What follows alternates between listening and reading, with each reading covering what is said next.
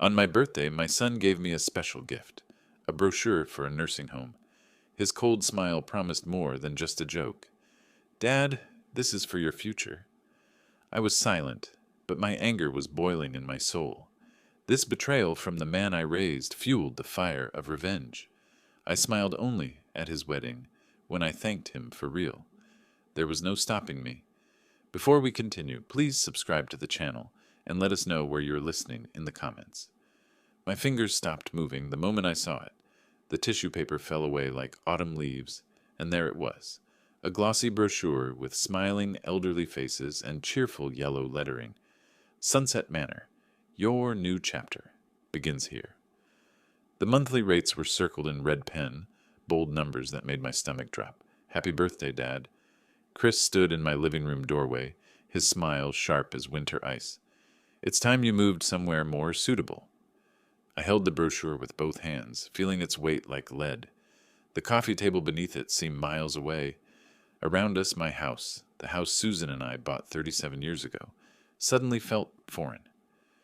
Chris, what is this? He walked to the mantel, picking up a framed photo of his college graduation. I'm getting married next month, Dad. Meredith and I need the house to start our family. His voice carried that matter-of-fact tone he used when selling cars at the dealership. You're 62. This is practical. The birthday cake sat untouched on the kitchen counter. 62 candles melted into colorful puddles. I'd blown them out an hour ago, making a wish for my son's happiness. The irony tasted bitter now. You and Meredith can live here with me for the first year, I said, setting the brochure down carefully. There's plenty of room. Chris laughed, but it wasn't the sound I remembered from his childhood. This laugh had edges. Dad, that won't work. We need our privacy, our space. He moved toward the stairs, then stopped. Look, I've been thinking about this for months. If you won't give me the house willingly, I'll take it anyway. Take it? You put my name on the deed, remember? After Mom died, you said it was so I'd always have a home. He started climbing the stairs, each footstep deliberate. Well, now I need that home. I followed him to the bottom of the staircase, watching as he disappeared around the corner. Drawers began opening and closing above me. The sound of hangers scraping against metal rods filled the quiet house. Chris, this is still my home. No response, just the thud of items being thrown into bags, the creak of floorboards under hurried feet. I returned to the living room, picked up the nursing home brochure again. The elderly people in the photos looked content, but their smiles seemed painted on. 20 minutes later, Chris reappeared with an empty suitcase, heading for the front door. He paused, looking back at me with those blue eyes, Susan's eyes that I'd once found so much comfort in. I'll be staying at the Hampton Inn until the wedding, he said. You have a month to think about this, Dad, but my mind's made up. The door clicked shut behind him, leaving me alone with the brochure and the sound of his footsteps on the porch stairs. Through the window, I watched him load the suitcase into his Honda Civic, the same car I'd helped him buy 3 years ago. The engine started with a familiar rumble, and then he was gone, leaving only tire tracks in my driveway and the echo of his ultimatum hanging in the air. The ceiling creaked above me like old bones settling. Drawer after drawer slammed shut, followed by the scrape of hangers being swept across metal rods. I sat in my recliner, the nursing home brochure still in my hands, listening to my son systematically erase himself from my house. A heavy thud shook the chandelier, then another. Chris's footsteps moved across the floor in determined patterns. Closet to dresser, dresser to bed, bed to door. The sounds painted a picture I didn't want to see. My boy packing his life into boxes and bags, preparing to walk away from everything we'd built together. I stood and walked to the base of the stairs, gripping the banister. Chris, can we talk about this? Silence, then the squeak of his bedroom door opening. His footsteps headed toward the bathroom now. The medicine cabinet clicked open and shut. Even his toothbrush was leaving me. The house felt different already, like something vital had been switched off. I wandered into the kitchen, past the untouched birthday cake, and stared out the window at Mrs. Patterson working in her garden next door. She'd known Chris since he was 7, had watched him grow from a boy who needed help reaching the cookie jar to this stranger demanding my home. When Susan died 15 years ago, Chris had been my anchor. 14 years old and trying to be the man of the house, he'd helped me learn to cook, reminded me to pay bills, sat with me during those first terrible months when grief felt like drowning. I'd worked double shifts at the electrical company to pay for his college, to give him everything I never had. The overtime hours, the weekend jobs, the sacrifice, it had all felt worthwhile when I saw him graduate, watched him build his career. Heavy footsteps on the stairs interrupted my memories. Chris appeared in the kitchen doorway, a duffel bag slung over his shoulder, a cardboard box under his arm. His movements were efficient, businesslike. "I'm taking my laptop and the tools you gave me last Christmas," he said, not quite meeting my eyes. "Those tools belong to your grandfather?" "You gave them to me." He set the box on the counter. "Look, Dad, this doesn't have to be ugly. Just think about what I said. The nursing home has activities. People your age. You'll make friends." My age? As if 62 meant I should be shuffling around in slippers, playing bingo on Tuesday nights. I'd been working since I was 16, owned this house free and clear, had $150,000 in savings from a lifetime of careful decisions. But to my son, I was just an obstacle to his future with Meredith. "I raised you alone for 15 years, I said quietly. "After your mother died, I never even dated. Everything I did was for you." Chris shifted the duffel bag to his other shoulder. "I know, Dad, and I appreciate that, but that doesn't mean you get to control my adult life." Control? I wasn't trying to control anything. I was trying to understand how the boy who used to fall asleep in my lap watching baseball games had become this cold stranger, demanding my house. He made 2 more trips upstairs, coming down each time with more pieces of his life. The baseball trophies from the mantel, the framed photo of him and Susan at his high school graduation, the acoustic guitar I'd bought him for his 16th birthday, even though he'd barely played it. On his final trip, I followed him outside. The Honda sat in the driveway, packed tight as a moving truck. Mrs. Patterson had stopped her gardening to watch, her pruning shears forgotten in her hands. Chris slammed the trunk shut and turned to face me. For a moment, something flickered in his expression. Maybe guilt, maybe regret. But it passed quickly. "I'll call you," he said. "When?" "When you're ready to be reasonable." He climbed into the driver's seat, started the engine. I stood on my porch steps, watching him back out of the driveway where he'd learned to ride his bike, where I'd taught him to change oil, where we'd played catch on summer evenings until the streetlights came on. The Honda disappeared around the corner, taillights fading into the early evening. Mrs. Patterson gave me a sympathetic wave before going back inside. The neighborhood settled into its usual quiet, but the silence felt different now, heavier, more complete. I walked back through my house, noting the empty spaces. Chris's room looked cavernous without his furniture, just carpet impressions where his desk and dresser had stood. The bathroom medicine cabinet gaped open, empty shelves staring back at me. Even the refrigerator seemed hollow. He'd taken the leftover pizza and the energy drinks I'd bought for his visits.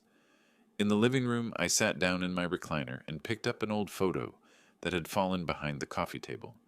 Chris at age 7, gap-toothed and grinning, sitting on Susan's lap at his first baseball game. Susan's hand rested on his head, her wedding ring catching the camera flash. Both of them looked so happy, so certain that everything would always be this simple. My phone buzzed in my pocket, vibrating against my leg like a trapped insect. I pulled it out and stared at the screen, hoping to see Chris's name, ready to apologize for whatever I'd done wrong. But it wasn't Chris calling. It was someone else entirely.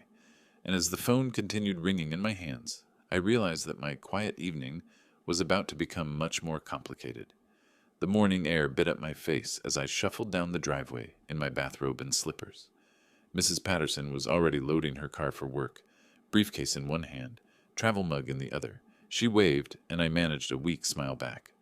The mailbox creaked open, revealing the usual stack of bills and catalogs, but on top sat something different, a thick cream envelope with my name printed in elegant script. Back inside, I set my coffee mug on the kitchen table and studied the envelope. The return address was embossed gold. Hartwell and Associates, Legal Counsel. My hands trembled slightly as I tore it open, the expensive paper crisp between my fingers. The letterhead was formal, intimidating. Below it, typed in cold legal language, "Dear Mr. Collins, due to unforeseen circumstances, your invitation to the wedding of Christopher Michael Collins and Meredith Ann Stone, scheduled for April 15th, 2025, is hereby rescinded. The ceremony and reception will proceed as planned, but your attendance is no longer requested. Sincerely, Hartwell and Associates, on behalf of the Stone family. I read it 3 times before the word sank in. Unforeseen circumstances. As if my refusal to hand over my house was some natural disaster, something beyond anyone's control. I set the letter on the table and stared at it, feeling like I'd been punched in the stomach. My phone rang. Tom's name flashed on the screen, my younger brother, the only family I had left besides Chris. "Gary, buddy, I've been thinking about your boy's wedding. Should I fly in on Friday or Saturday? And didn't you say something about Martha coming as your date?" I cleared my throat. "Tom, there's been a complication." "What kind of complication?" "How do you explain to your brother that your son has legally disinvited you from his own wedding? That the boy he helped raise after Susan died, the kid who called him Uncle Tommy and spent summers at his house in Iowa, had chosen a cold letter from lawyers over a conversation? Chris and I had a disagreement. I won't be attending." "You won't be—" Tom's voice cracked. "Gary, it's your son's wedding. What kind of disagreement could possibly—" "The kind that involves lawyers, apparently." The silence stretched between us. Tom had been there for everything. Susan's funeral, Chris's graduation, the night I'd called him crying because I didn't know how to help my 14-year-old son with algebra. He'd never heard this tone in my voice before. "Jesus, Gary, what happened?" "I'll explain later. I need to make some phone calls." The next call was harder. Martha, Susan's sister, had been excited about the wedding for weeks. She'd even bought a new dress, something blue that she said made her feel elegant. Now I had to tell her she'd bought it for nothing. "Gary, is everything all right? You sound strange." "Martha, I need to cancel our plans for Chris's wedding." "Cancel?" "Honey, the wedding is next month. I've already arranged the time off work." "There won't be a wedding, not for us anyway." I explained as little as possible, watching her enthusiasm crumble through the phone line. By the time I hung up, I felt like I'd ruined her entire spring. The expensive suit still hung in my bedroom closet, tags dangling from the sleeve. I'd bought it at Men's Warehouse, splurged on the wool blend because I wanted to look good for my son's big day. The salesman had assured me it was perfect for weddings, and I'd imagined Chris introducing me to Meredith's family, proud to show off his father. Now the suit looked like a monument to my stupidity. $400 for an outfit I'd never wear, for a role I'd never play. Father of the groom. My phone buzzed with a text from Pete, my old co-worker from the electrical company. "Can't wait to see Chris get married. You must be so proud." How many more of these conversations would I have? How many friends and neighbors would ask about the wedding, forcing me to explain that my own son had decided I wasn't welcome? The humiliation burned in my chest, mixing shame with the anger I hadn't felt since Susan's diagnosis. I walked to the dining room where Chris's wedding gift sat wrapped in silver paper, a set of sterling silver flatware that had cost me $800. The Waterford pattern, something elegant that would last a lifetime, something that would remind them of me every time they hosted dinner parties in my house. The irony was bitter as black coffee. I'd spent weeks choosing that gift, imagining Chris opening it with Meredith, both of them appreciating the quality, the thoughtfulness. Instead, it sat on my table like a tombstone, marking the death of illusions I should have buried years ago. I picked up my phone again, scrolling through my contacts. My finger hovered over different names, Tom, Martha, even Father Mackenzie from St. Mary's, where Chris had been confirmed. But what would I tell them? That I'd raised a son who chose cruelty over conversation? That the boy I'd sacrificed everything for had hired lawyers to keep me away from his wedding? The cursor blinked over Chris's name. I could call him, try to explain, maybe even apologize for whatever I'd done wrong. But as I stared at his contact photo, a picture from last Christmas when he'd seemed happy to be home, I realized something had fundamentally changed. The boy in that photo was gone, replaced by someone I didn't recognize. My thumb moved away from Chris's name and landed on another contact instead. Someone who might actually understand what I was going through. Someone who'd been there through all of this before, in different ways. As the phone began to ring, I felt something shift inside me. Not quite hope, but something harder. more determined. The computer screen glowed in the dim light of my home office, cursor blinking like a heartbeat in the empty email field. Through the doorway, I could see the dining room table, where Chris's wedding gift still sat, wrapped in silver paper, mocking me with its useless perfection. I'd been sitting here for 20 minutes, typing words and deleting them, trying to find the right tone for what needed to be said. My fingers found the keys and started typing. Chris, since I'm not welcome at your wedding, I won't be contributing to the expenses we discussed. The $15,000 I promised for catering and music will remain in my account. Best wishes for your future. Dad. I deleted Dad and typed Gary, then deleted Gary and typed your father. Finally, I left it unsigned. Cold facts didn't need warm signatures. My finger hovered over the send button. $15,000, money I'd saved by working extra jobs last winter, fixing Mrs. Patterson's electrical problems for cash, skipping the vacation to Florida I'd been planning since Susan died. Every dollar represented hours of my life. Sacrifice for a son who'd discarded me like old furniture. I clicked send. The email disappeared into cyberspace, carrying with it my contribution to Chris's perfect day. I leaned back in my chair and felt something I hadn't experienced in days. Satisfaction. It tasted different from the bitterness that had been coating my tongue since the nursing home brochure. This was cleaner, sharper, like the first bite of winter air. My phone sat silent on the desk. No immediate response, which surprised me. Chris usually replied to texts and emails within minutes, especially when money was involved. I opened my banking app and looked at the wedding fund I'd carefully built over the past year. $15,437. Money that was staying exactly where it was. I closed the laptop and walked to the kitchen where I made myself a sandwich. Turkey and Swiss on the good bread I usually saved for company. Susan always said I was too practical, too careful with money, but she'd also taught me that self-respect couldn't be bought. Some lessons take longer to learn than others. An hour passed, then two. I tried to distract myself with household tasks, loading the dishwasher, sorting mail, organizing the junk drawer that had needed attention for months. But every few minutes, I found myself checking my phone, waiting for Chris to call with threats or apologies or explanations. The phone finally rang at 3:30. Tom's name on the screen. Gary, I've been thinking about our conversation this morning. Tom. No, let me say this. I don't know what happened between you and Chris, but I know you. You raised that boy right after Susan died, worked yourself half to death to give him everything. If you're not going to his wedding, he must have done something unforgivable. The words hit me like warm sunshine. Someone understood. Someone saw the situation clearly. He wants my house, Tom. Gave me a nursing home brochure for my birthday and told me to move out so he and his fiancée could start their family. Silence on the other end. Then, Jesus Christ, Gary, that boy's lost his mind. I pulled my financial support for the wedding today. $15,000 I'd promised for catering and music. Good for you. About time you stood up for yourself. But even as Tom's validation warmed me, doubt crept in around the edges. Was I being too harsh? Chris was still my son, still the boy who'd cried in my arms after his first heartbreak, who'd called me every Sunday during college just to talk. Maybe this was Meredith's influence. Maybe he'd come to his senses. The front door opened, and Mrs. Patterson's voice called out, Gary, I brought you some of my famous pot roast. She appeared in the kitchen doorway carrying a covered dish, her face creased with concern.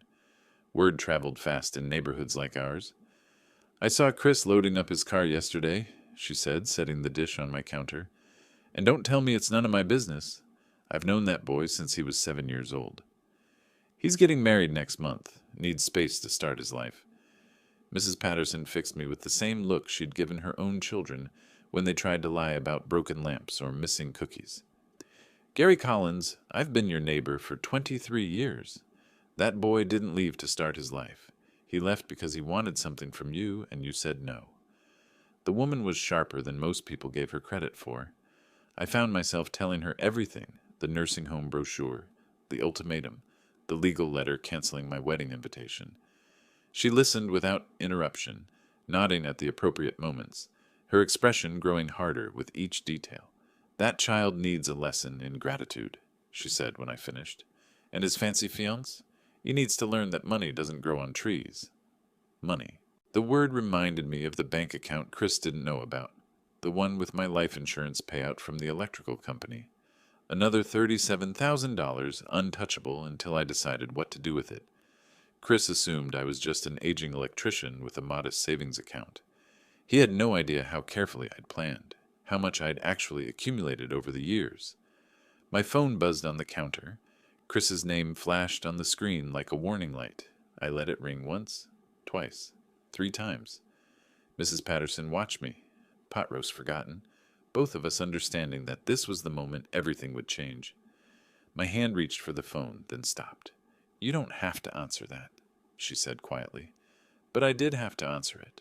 Not because I owed Chris anything, but because I needed to hear his voice, needed to understand exactly what I was dealing with. The phone continued ringing in my palm, vibrating like a trapped animal, and I realized that the next words spoken would determine whether this story ended in reconciliation or war. "Hello, Chris." My voice came out calmer than I felt, steady as winter ice. "Dad, you can't just cancel the money." His words exploded through the phone speaker, sharp enough to cut glass. "I've already signed contracts.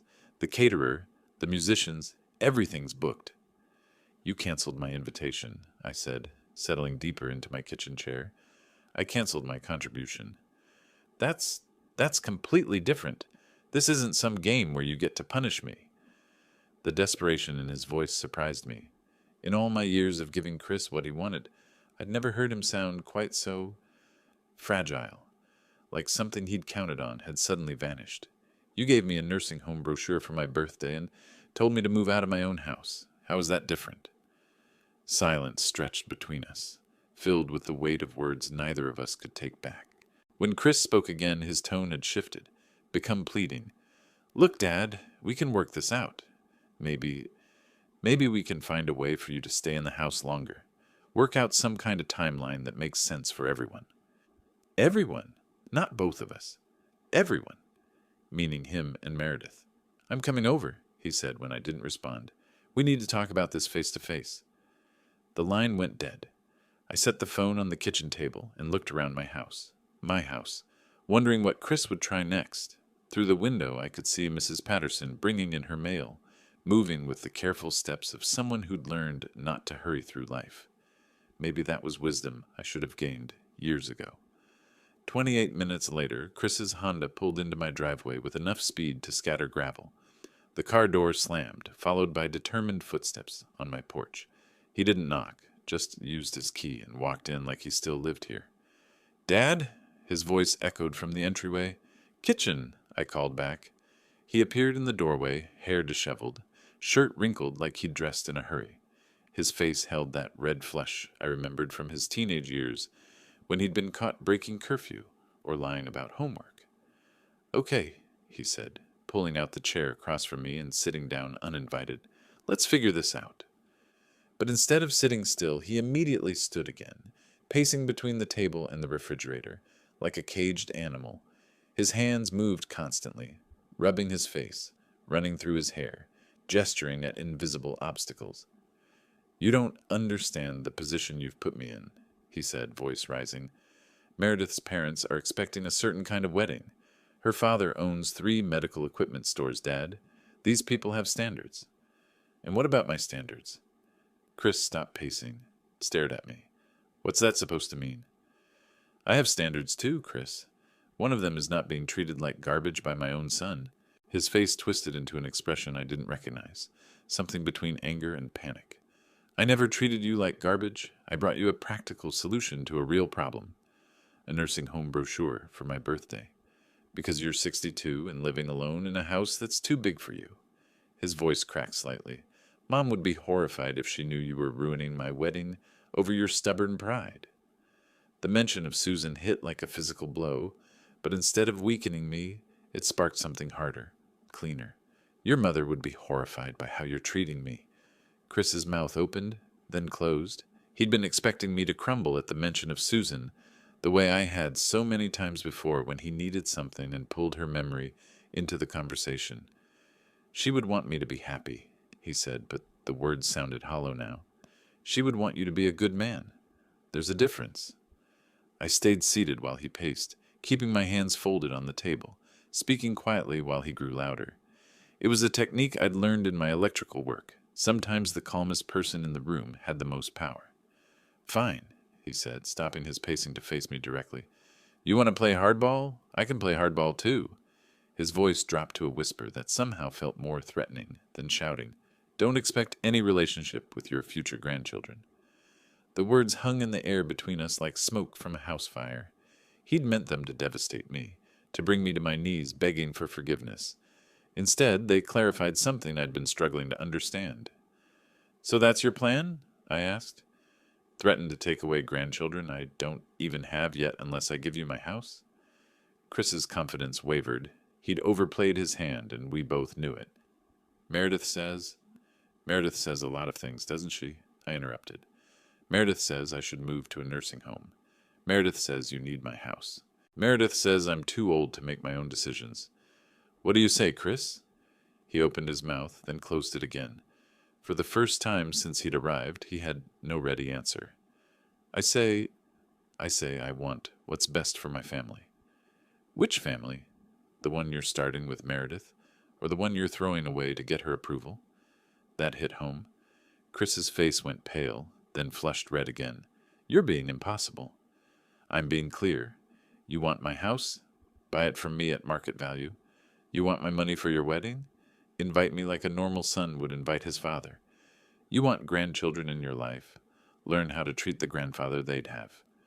Chris stared at me for a long moment, and I saw something shift in his expression, a recognition that I wasn't the same man who'd been raising him for the past 15 years. The man who'd given in to every demand, who'd worked extra shifts to buy him whatever he wanted, who'd sacrificed his own needs for his son's happiness. You've changed, he said, and it didn't sound like a compliment. Yes, I agreed. I have. He walked to my front door without another word, pausing only to look back once. This isn't over, Dad. No, I said quietly. It isn't. The door slammed hard enough to rattle the windows. I heard his car start with an angry roar, tires squealing as he backed out of my driveway. Through the kitchen window, I watched him disappear down the street, probably heading back to the Hampton Inn where he'd been staying since our birthday confrontation. Mrs. Patterson stood in her garden with a watering can, clearly having heard the shouting. She caught my eye through the window and gave me a small wave, not pitying, but supportive, like she understood that sometimes standing your ground meant making noise. I walked to my front window and looked out at the street where Chris's car had been. The evening light painted everything golden, making the neighborhood look peaceful despite the storm that had just blown through my house. For the first time since this whole mess started, I felt something I hadn't expected. Satisfaction. Not happiness. This wasn't a happy situation. But satisfaction that I'd finally said what needed saying, that I'd stopped allowing myself to be manipulated by threats and guilt trips. Chris could take his ultimatums and his conditional love and his future grandchildren and figure out how to build a life without using me as his foundation. I had my own life to live. The evening shadows had deepened while I stood at the window, and Mrs. Patterson had gone inside, her porch light clicking on automatically. I moved away from the glass and found myself walking toward the stairs, drawn by some impulse I couldn't name. My feet carried me to Chris's old bedroom, where I stood in the doorway looking at the empty space he'd left behind. The room felt larger without his furniture, but somehow smaller too, like a deflated balloon. Dust particles danced in the last rays of sunlight streaming through the windows, and I could still smell the faint trace of his cologne, the expensive stuff Meredith had bought him last Christmas. I stepped inside and sat on the edge of the bed he'd slept in from age 7 until last week.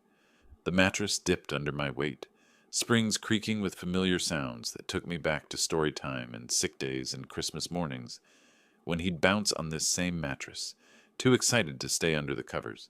His baseball trophy still sat on the dresser, 3rd place in the City Little League Championships when he was 11. I'd taken a vacation day to watch that game, cheering from the bleachers while Susan kept score in her careful handwriting. Chris had gotten the game-winning hit, and afterward we'd gone for ice cream at Dairy Queen, where he'd insisted on ordering the largest sundae on the menu. "Dad, do you think I'll play in the major leagues someday?" he'd asked. chocolate sauce smeared across his chin. Maybe, I'd said, not wanting to crush his dreams with talk of statistics and reality, but even if you don't, you'll always be a champion to me. Susan had smiled at that, reaching across the table to squeeze my hand.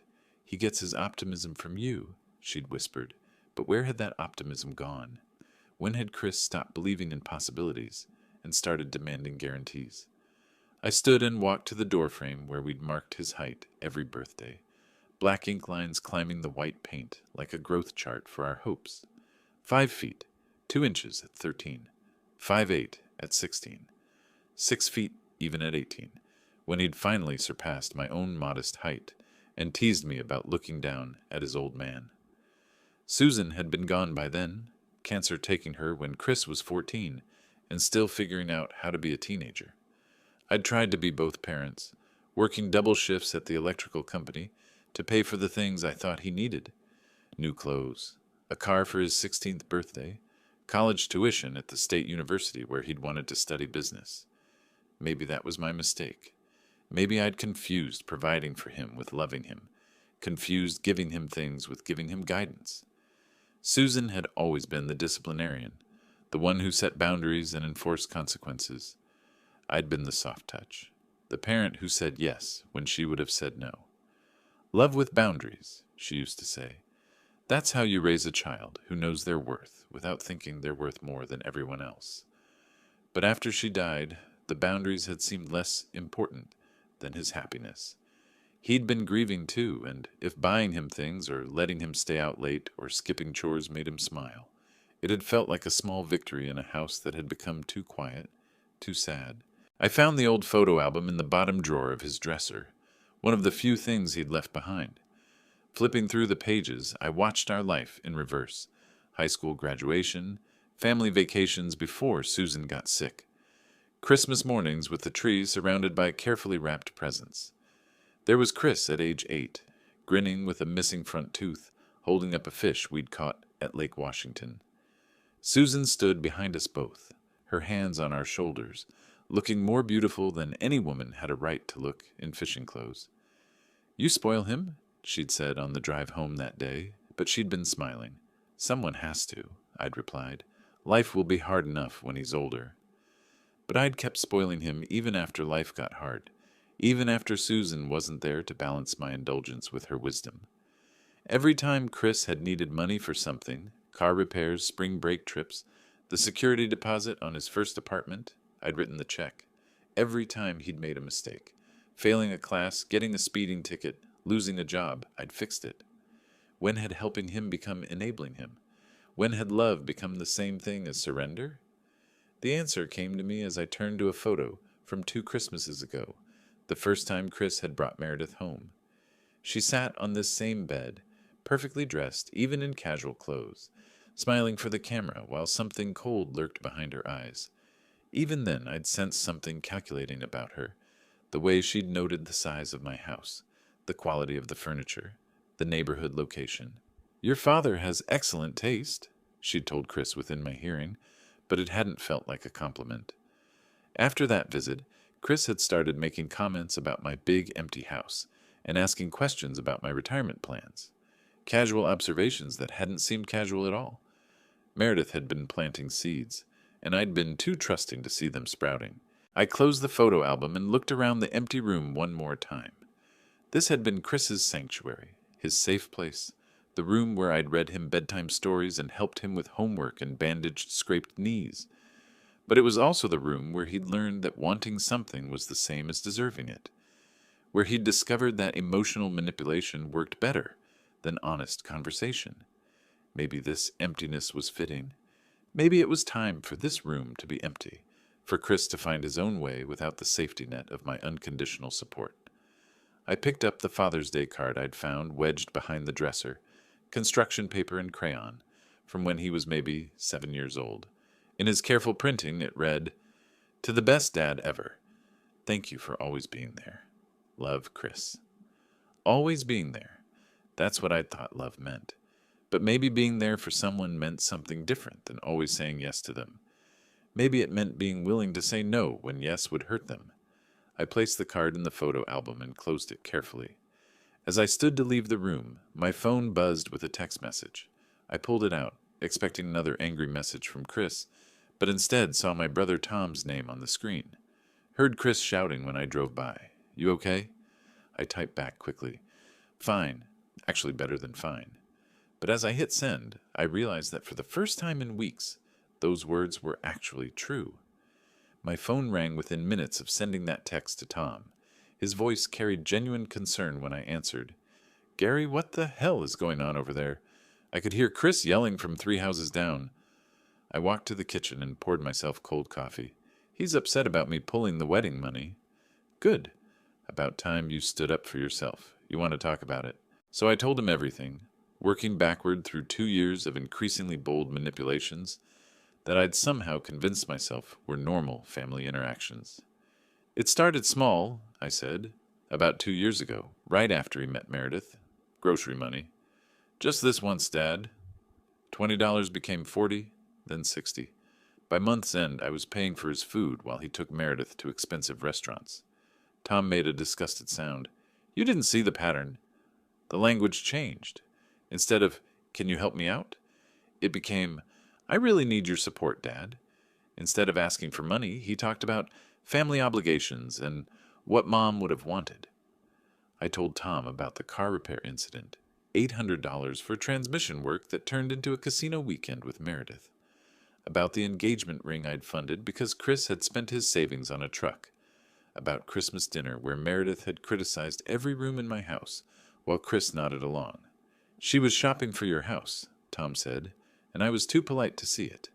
After dinner, Chris told me how perfect the house would be for raising children, how grateful they'd both be if I'd consider letting them move in."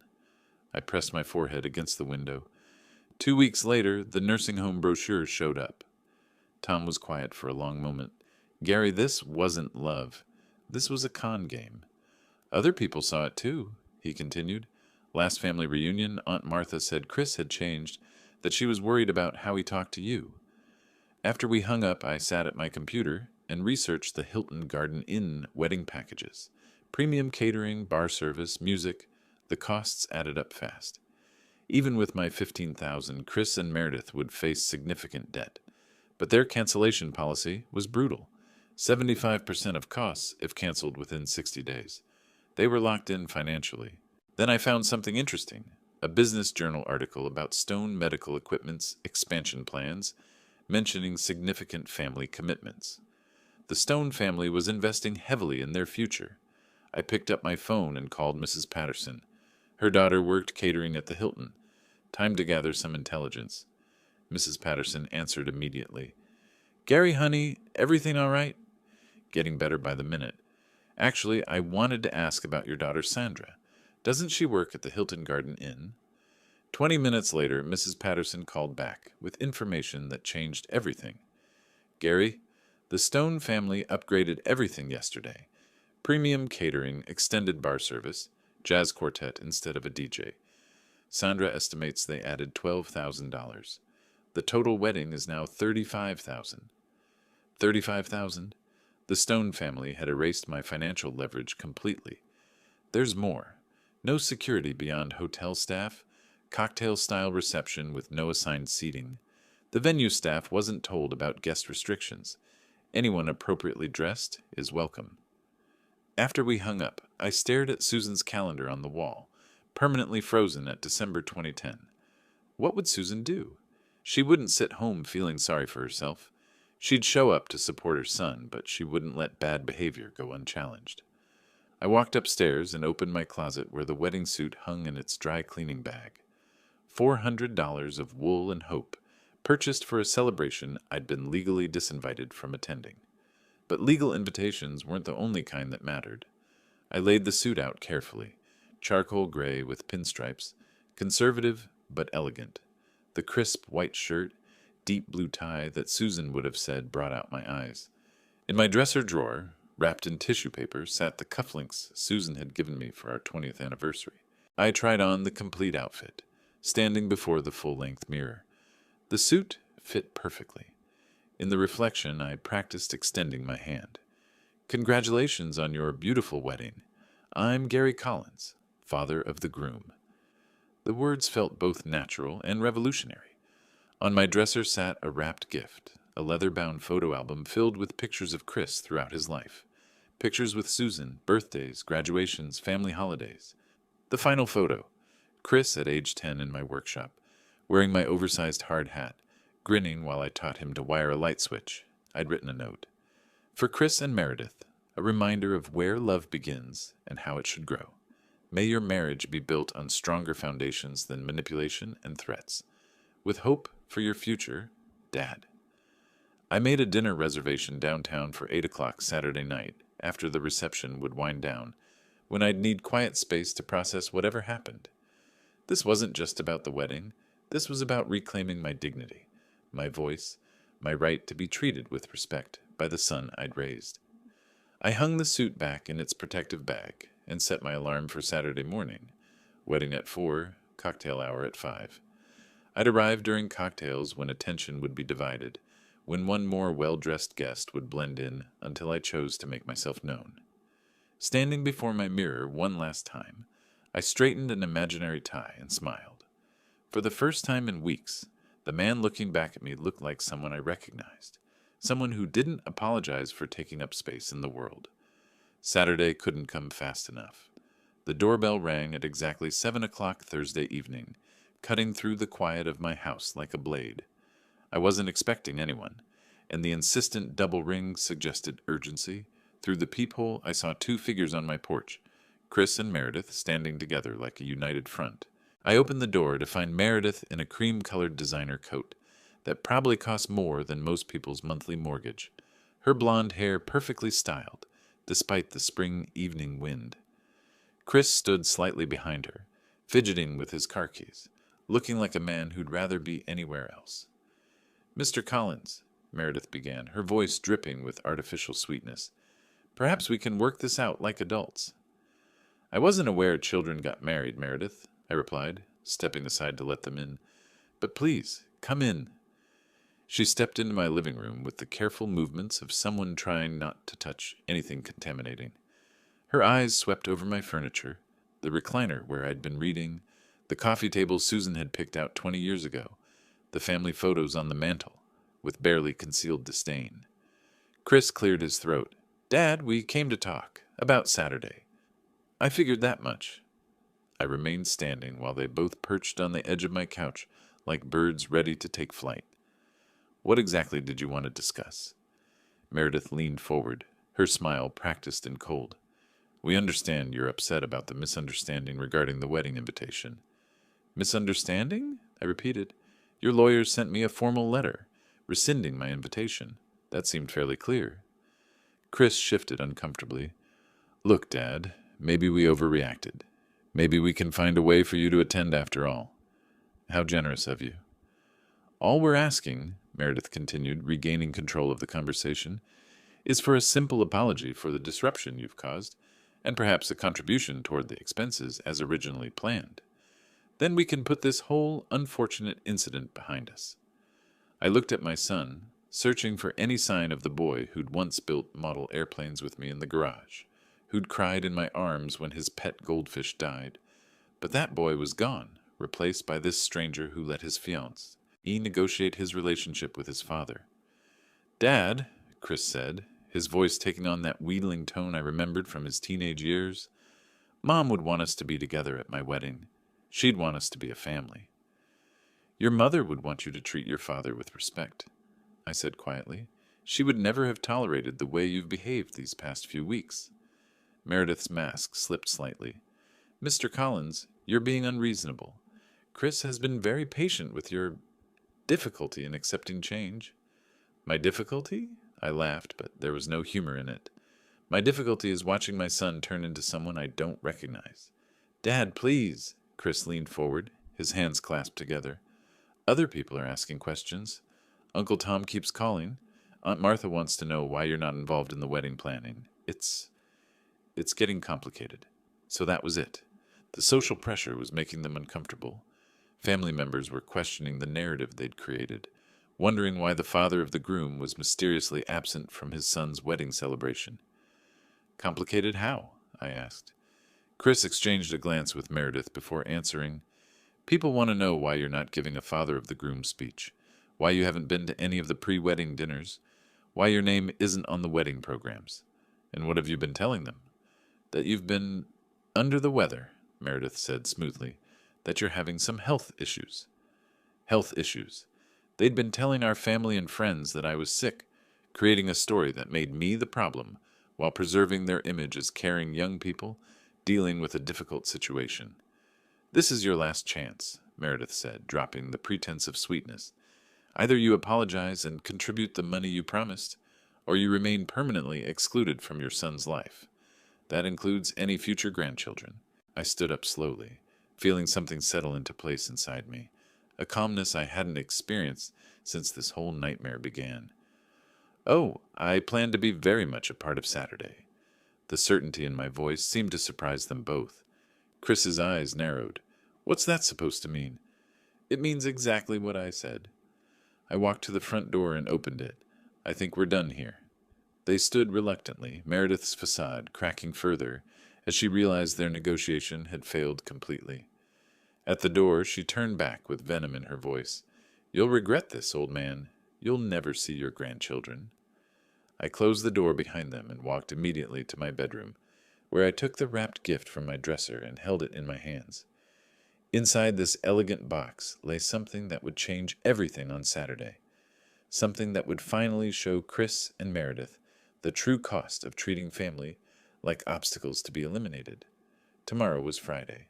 One more day to prepare for the moment when Gary Collins would remind everyone exactly what kind of man he really was. Saturday afternoon arrived with perfect April weather, clear skies, gentle breeze, 72 degrees. I dressed with deliberate care. Charcoal suit, crisp white shirt, deep blue tie, Susan's sapphire cufflinks catching the light. The drive to the Hilton Garden Inn took 12 minutes through familiar streets toward what might be the most important moment of my adult life. The cocktail reception was in full swing when I entered the garden ballroom. Round tables with ivory linens, white roses, jazz quartet by the windows. Elegant, expensive. Exactly what Meredith demanded. I spotted Tom immediately near the bar, scanning the crowd. Gary! His face lit up. I wasn't sure you'd come. Plans changed, I said simply. I couldn't miss this. Around us, relatives began noticing my presence. Aunt Martha waved, confused but relieved. Uncle Pete approached, struggling to understand why the father of the groom had been mysteriously absent. We were worried when we heard you were under the weather, Pete said. I'm feeling better than I have in weeks, I replied truthfully. That's when Meredith spotted me. Her champagne flute froze halfway to her lips, face cycling through surprise, horror, panic. She hurried toward the wedding party area. Within seconds, Chris appeared, face flushed red, as he spotted me and began pushing through guests with determined strides. I continued greeting people calmly while Chris approached, like a man preparing for battle. Dad, his voice was a tight whisper, you need to leave right now. You're not invited. I'm here to celebrate my son's wedding, I replied loudly enough for nearby guests to hear. Isn't that what fathers do? People turned to watch, sensing conflict. Meredith appeared at Chris's elbow, panic barely controlled. This is our day, she hissed. You're ruining it. The day is young, I said pleasantly. I haven't started celebrating yet. I'm calling security if you don't leave, Chris threatened. That would certainly make an impression on your guests, I observed, as family members watched our exchange openly. Stone family members murmured among themselves, confused by the drama. Wedding party members stood frozen, unsure how to handle a situation etiquette lessons never covered. What do you want? Chris asked, voice cracking. I want to give you your wedding gift, I said, holding up the wrap box. Isn't that what fathers do? Before they could respond, I walked toward the DJ booth, where a young man managed the music and microphone. Behind me, Chris and Meredith's urgent whispers followed my movement across the room. Excuse me, I'm the father of the groom, I told the DJ with a smile. Could I borrow the microphone? I'd like to say a few words. He nodded eagerly and handed me the microphone. I tapped it twice, sending feedback through the sound system that cut through conversations like a knife. Every head turned toward me. Chris and Meredith stood frozen near the bar, faces pale with dawning realization that they were about to lose control completely. The moment I'd been preparing for had finally arrived. "Good evening, everyone." My voice carried clearly through the ballroom, reaching every corner where wedding guests stood, with champagne glasses frozen halfway to their lips. For those who don't know me, I'm Gary Collins, Chris's father. A complete hush fell over the room. Servers stopped moving between tables. The jazz quartet lowered their instruments, and even the hotel staff in the back of the room paused their work. Every face turned toward me, expressions ranging from polite attention to growing confusion as people tried to understand why the father of the groom needed to introduce himself. I held up the wrapped gift in my free hand, letting everyone see it clearly. I had planned to give Chris this tonight, but circumstances have changed. From the corner of my eye, I could see Chris pushing through the crowd toward me, his face desperate. But Tom stepped into his path, placing a firm hand on his nephew's shoulder. Other family members formed a subtle barrier, sensing that something important was happening and determined to let it unfold. "Inside this box," I continued, my voice steady and clear, "are the keys to a beautiful 3-bedroom home on Elm Street. I purchased it last month as a wedding gift for my son and his bride, thinking it would be the perfect place for them to start their new life together." Gasps rippled through the crowd. Several older women pressed their hands to their hearts, clearly moved by what they assumed was an incredibly generous gesture. The Stone family members exchanged glances, probably calculating the value of such a gift and adjusting their opinion of the modest electrician they'd been told was Chris's father. "But 2 weeks ago," I said, pausing to let the anticipation build, "Chris gave me a very different kind of gift for my 62nd birthday. The room was so quiet, I could hear the ventilation system humming. Meredith stood motionless near the bar, her face pale as winter frost. He gave me a brochure for a nursing home," I said simply, "along with a demand that I give him my house so he and Meredith could have somewhere appropriate to live." The change in the room was immediate and electric.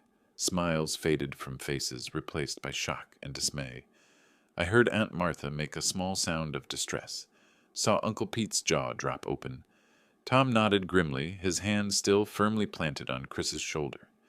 "When I suggested we could all live together while they saved for their own place," I continued, "I was told that wouldn't work. When I asked for time to consider their request, I was given an ultimatum: move to the nursing home willingly, or have the house taken from me anyway." Stone family members were now staring at Meredith with expressions of horror and embarrassment. Her father, a distinguished man in his 60s, looked like he'd been physically struck. Then after Chris moved out of my house, I received a legal letter, formally rescinding my invitation to this wedding. Apparently, my presence wasn't required at my own son's celebration. The sound that went through the crowd was part gasp, part collective intake of breath. Several people began crying openly, not tears of joy for the bride and groom, but tears of sorrow for a father who'd been treated so callously by his child.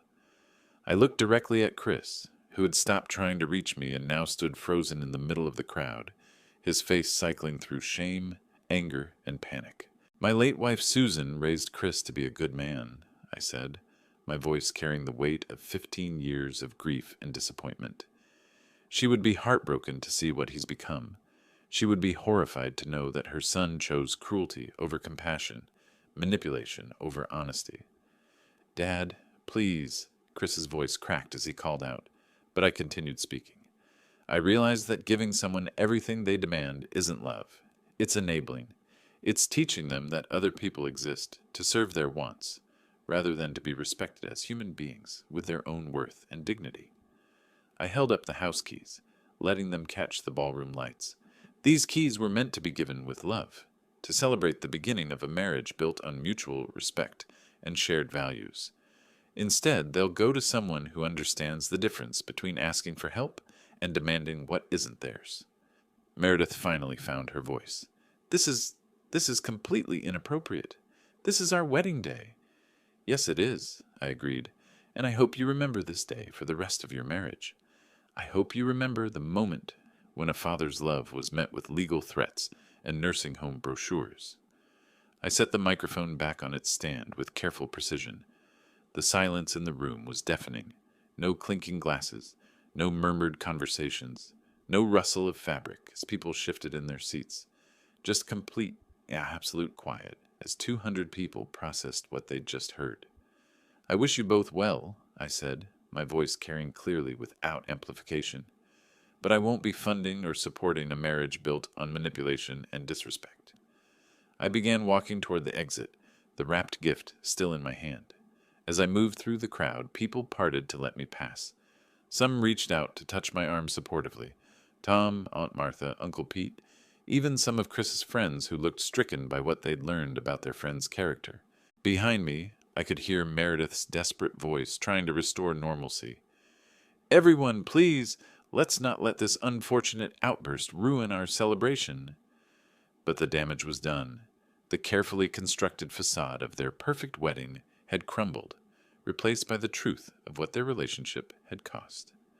As I walked steadily toward the ballroom exit, I felt lighter with each step, as if I was shedding years of accumulated disappointment and replacing them with something far more valuable: self-respect. The door was only 20 feet away when I heard Chris's voice behind me, desperate and pleading. "Dad, wait!" I paused with my hand on the door handle, then turned to see Chris pushing through the silent crowd, tears streaking his face, expensive wedding attire wrinkled from desperate movement. "Dad, please don't leave like this," he called out, voice breaking. "We can work this out. I'm sorry, okay? I'm sorry. Just please stay and we'll fix everything." The entire room watched our final confrontation. Tom stood with tears in his eyes. Even the Stone family looked stricken, finally understanding their daughter's manipulation. I looked at my son and saw flashes of the boy he'd been, crawling into my bed during thunderstorms, making Father's Day cards with construction paper. "Chris," I said gently, "the time for apologies was before you decided to humiliate me, before you let Meredith convince you that your father was an obstacle. You can't just abandon your only son on his wedding day. I'm not abandoning you. You abandoned our relationship when you chose manipulation over honesty. What about Mom? She'd want us to stay together. Your mother would want you to treat people with respect, especially family. She would never have tolerated you giving me a nursing home brochure. I'll give you back the house. I'll do whatever you want. Some things can't be fixed with last-minute promises, son. Some choices have consequences." Meredith appeared. "Mr. Collins, let's discuss this privately." "There's nothing left to discuss, Meredith. You're destroying your son's happiness." "I'm trying to save his character," I replied, "though I may be 15 years too late." I turned to Chris one final time. "I love you, son. I will always love you. But I won't enable you anymore." I pushed open the door and walked into the lobby. In my car, I sat looking back at the hotel, feeling completely at peace for the first time in months. The drive home took me through familiar streets that looked different now, like I'd rejoined a world where people treated each other with respect. I pulled into my driveway and looked at my house, truly mine now. As I walked to my front door, my phone started ringing. Chris's name flashed on the screen. I looked at it for a long moment, then turned it off and slipped it into my pocket. I put my key in the lock and opened the door to my home, stepping into a future I'd chosen for myself. The phone stayed silent, and for the first time in years, the silence felt like peace. If you like this story, please like this video, subscribe to the channel, and share your impressions of this story in the comments. To listen to the next story, click on the box on the left. Thank you for watching.